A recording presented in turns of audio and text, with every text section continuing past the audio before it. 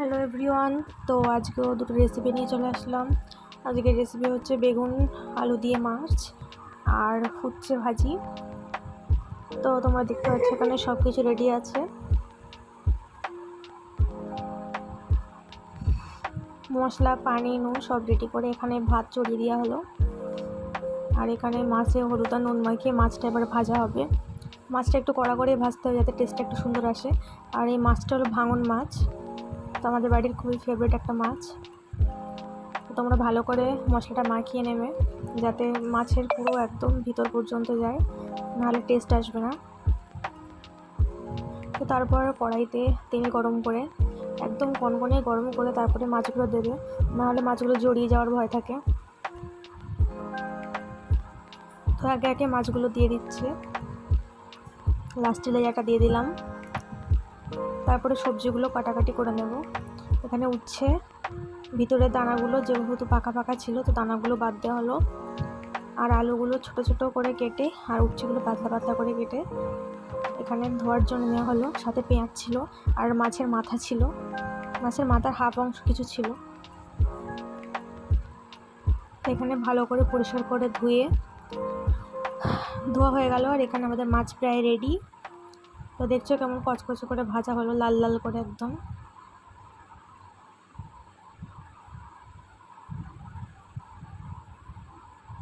তো তারপরে পেঁয়াজটা কেটে নেওয়া হলো। এখানে সব মাছ ভাজা পুরো একদম কমপ্লিট। তারপরে সবজি চড়াবো বলে এখানে পেঁয়াজ দেওয়া হলো তেলে, ভাতটাও ফুটে গেল। তো এখানে উচ্ছে, আলু আর মাছের যে মাথাটা ছিল ভাঙা, সেটা দিয়ে নাড়াচাড়া করে এতে লবণ, হলুদ দিয়ে ভালো করে নাড়াচাড়া করে বেগুনটা কেটে নেওয়া হলো। তারপরে বেগুনটা কেটে নিয়ে জলে ডুবিয়ে দিবে, নাহলে বেগুনটা কালো হওয়ার চান্স থাকে। তো এখানে আমাদের উচ্ছে ভাজি রেডি, লাল লাল করে ভেজে নেবে। ভাতটাও ফুটে গেছে। তো এখানে বেগুনের জন্যে লঙ্কা, পেঁয়াজ, টমেটো, আদা, রসুন কেটে নিতে হবে।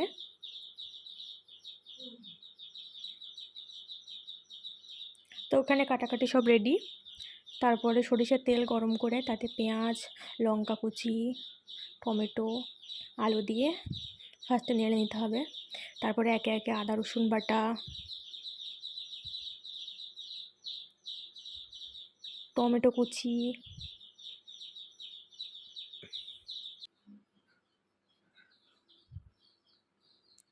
তো ওর মধ্যে ঢেলে দিয়ে ভালো করে নাড়াচাড়া করতে হবে যাতে মশলাগুলো একদম ভাজা ভাজা হয়ে যায়। সুন্দর করে জল দিয়ে কষতে হবে, নাহলে কিন্তু তরকারির টেস্ট আসবে না। তো তারপরে পরিমাণ মতন জল দিয়ে ঢাকা দিতে হবে। বেশ 5-6 মিনিট পর ওটাকে খোলা হলো। দেখো মশলাগুলো একদম রেডি হয়ে গেছে। তো তারপরে বেগুনগুলো দেওয়া হলো, আবার ঢাকা দিয়ে দেওয়া হলো যাতে বেগুনগুলো একটু সিদ্ধ হয়ে যাক। তো কিছুক্ষণ পর আবার ঢাকনা খুলে ভালো করে নাড়াচাড়া করে দিতে হবে। বেগুনগুলো দেখো একদম গলে গেছে। ভালো করে কষিয়ে নিতে হবে। তারপরে জলটা দিয়ে দিতে হবে আরেকবার। এবারে জল ফুটে উঠে গেছে, মাছ ভাজাগুলো দিয়ে দিলাম একে একে। তোমরা কালারটা দেখতে পাচ্ছ কত সুন্দর এসছে। তো যখন ফুটে উঠবে তরকারি, তো তারপরে একটু ঢাকা দিয়ে রাখবে, গ্যাসের ফ্লেমটা একটু আস্তে দেবে। তারপর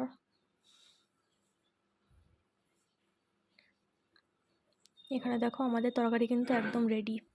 তো তোমরা জানাবে কেমন লাগলো আজকে ভিডিও, আর লাইক, কমেন্ট আর সাবস্ক্রাইব করে দেবে।